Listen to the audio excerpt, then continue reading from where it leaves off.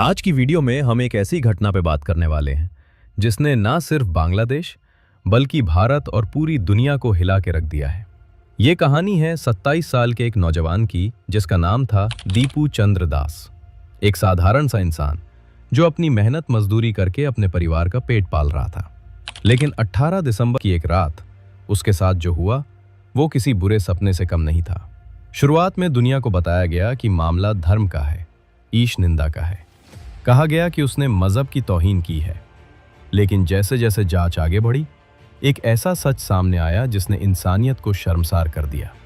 सच ये था कि धर्म तो बस एक बहाना था, असल वजह कुछ और ही थी। तो चलिए आज गहराई से जानते हैं कि उस दिन आखिर हुआ क्या था। दीपू चंद्र दास कौन थे, उस भीड़ ने उन्हें क्यों मारा, और सबसे अहम, पुलिस की जांच में वो कौन सा ट्विस्ट आया है जिसने इस पूरे मामले को पलट के रख दिया है। सबसे पहले बात करते हैं कि घटना क्या है। तारीख थी 18 दिसंबर 2025। जगह थी बांग्लादेश का मयमनसिंह जिला। दीपू चंद्र दास वहां की एक गारमेंट फैक्ट्री जिसका नाम पायनियर निटवेयर्स है, वहां काम करते थे। वो फ्लोर मैनेजर था।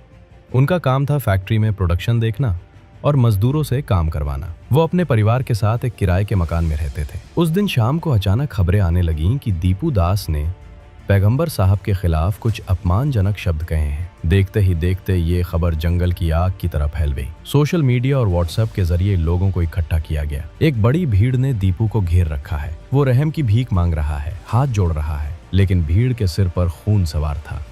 उसे बुरी तरह पीटा गया, इतना पीटा गया कि वो अधमरा हो गया। और उसके बाद जो हुआ वो रूह कंपा देने वाला था। भीड़ ने उसके शरीर को एक पेड़ से बांध दिया और उसे जिंदा जला दिया, या फिर मारने के बाद जला दिया। ये अभी भी जांच का विषय है, लेकिन जो दृश्य थे वो भयानक थे। दीपू का शरीर पूरी तरह जलकर खाक हो गया। शुरुआत में, जैसा कि अक्सर बांग्लादेश में हाल के दिनों में देखा गया है, इसे ईश निंदा या ब्लास्फेमी का मामला बताकर दबाने की कोशिश की गई। भीड़ का तर्क था कि इसने हमारे धर्म का अपमान किया है, इसलिए हमने इसे सजा दी। गुस्ताखे रसूल की एक ही सजा जैसे नारे लगाए गए। दुनिया को यही लगा कि शायद दीपू ने सच में कोई पोस्ट लिखी होगी या कुछ कहा होगा। लेकिन कहानी में असली मोड़ तब आया जब दीपू के परिवार और पुलिस ने अपनी बात रखी। पुलिस ने जब जांच शुरू की तो उन्होंने सबसे पहले सबूत तलाशने की कोशिश की। अगर किसी ने धर्म का अपमान किया है तो कोई फेसबुक पोस्ट होगी, कोई व्हाट्सएप मैसेज होगा, या कम से कम कोई गवाह होगा जिसने उसे बोलते हुए सुना हो। पुलिस को क्या मिला?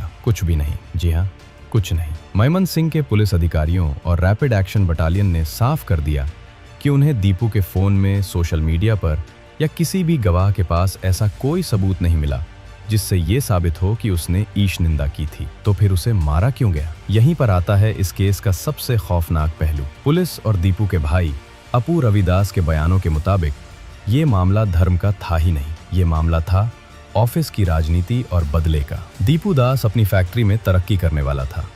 उसे फ्लोर मैनेजर से सुपरवाइजर के पद पर प्रमोशन मिलने वाला था। उसने इसके लिए बाकायदा परीक्षा भी दी थी। लेकिन उसके कुछ साथी कर्मचारी इस बात से खुश नहीं थे। फैक्ट्री के अंदर काम को लेकर, ओवरटाइम को लेकर और प्रोडक्शन टारगेट को लेकर दीपू का कुछ लोगों से विवाद चल रहा था। वो सख्त था, काम करवाता था, जो शायद कुछ कामचोर लोगों को पसंद नहीं आ रहा था। घटना वाले दिन यानी 18 दिसंबर की दोपहर को फैक्ट्री के अंदर एक बड़ा झगड़ा हुआ। दीपू को उसी दिन नौकरी से निकाल दिया गया था।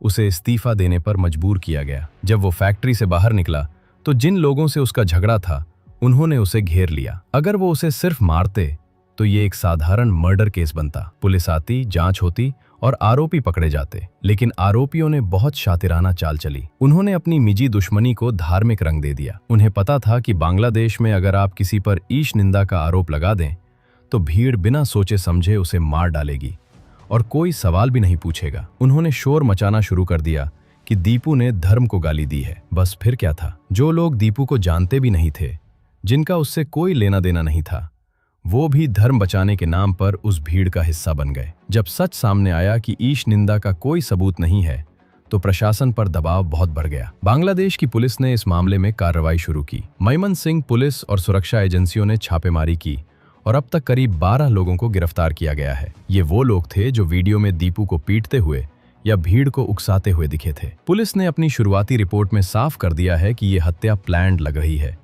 जो फैक्ट्री के अंदरूनी विवाद से शुरू हुई थी। दीपू के परिवार की हालत इस वक्त बहुत खराब है। वो अपने घर का मुख्य कमाने वाला सदस्य था। उसके पीछे अब उसकी पत्नी है, एक छोटा बच्चा है और बूढ़े माँ बाप हैं। उसके पिता रविचंद्र दास ने रोते हुए मीडिया से कहा कि उन्हें सिर्फ अपने बेटे के कातिलों के लिए सजा चाहिए। बांग्लादेश की अंतरिम सरकार, जिसके मुखिया मोहम्मद यूनुस हैं, उन्हें भी इस मामले में दखल देना पड़ा। सरकार ने दीपू के परिवार की पूरी जिम्मेदारी लेने का वादा किया है। उन्होंने कहा है कि दीपू की पत्नी, बच्चे और माता पिता के भरण पोषण और देखभाल का जिम्मा अब सरकार का है। उन्हें आर्थिक मदद भी दी जाएगी। दीपू दास की हत्या की गूंज सिर्फ बांग्लादेश तक सीमित नहीं रही। भारत में इसका बहुत तीखा विरोध हुआ। दिल्ली से लेकर कोलकाता तक और आसाम से लेकर मुंबई तक लोग सड़कों पर उतरे। कई संगठनों ने बांग्लादेशी हाई कमीशन के बाहर प्रदर्शन किया और मांग की कि हिंदुओं की सुरक्षा सुनिश्चित की जाए। भारत सरकार ने भी इस मामले को गंभीरता से लिया। दोस्तों, आप इस घटना के बारे में क्या सोचते हैं?